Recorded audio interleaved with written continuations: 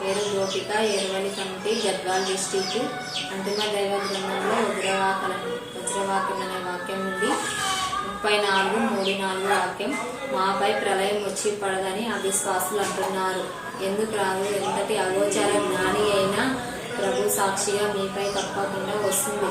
రవంత వస్తువు కూడా ఆకాశంలోను భూమిలోను ఆయన నుండి గుప్తంగా లేదు.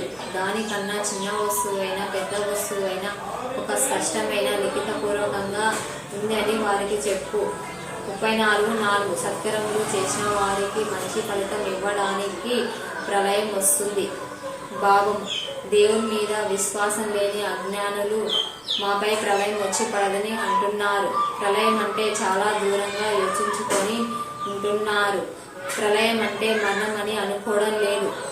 మనసులు చేయు చిన్న పనైనా పెద్ద పనైనా దేవుని తెలియకుండా లేదు. మనిషి అవిశ్వాసై సత్కరములు పాపపుణ్య పనులు చేయగా మనిషి అవిశ్వాసై సత్కరములు చేసిన దానికి ఫలితంగా దేవుడు వారికి మరణమిచ్చి గౌరవప్రదానమైన ఉపాధిని కల్పిస్తున్నాడు.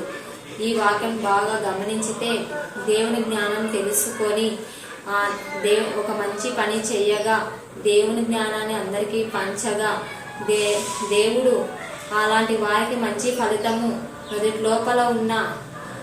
లోపల ఉన్న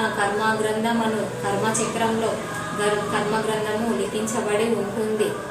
ప్రళయం రానిదే జన్మ రాదు, ప్రళయం లేనిదే ముక్తి రాదు. ఇంతటితో నమస్కారం.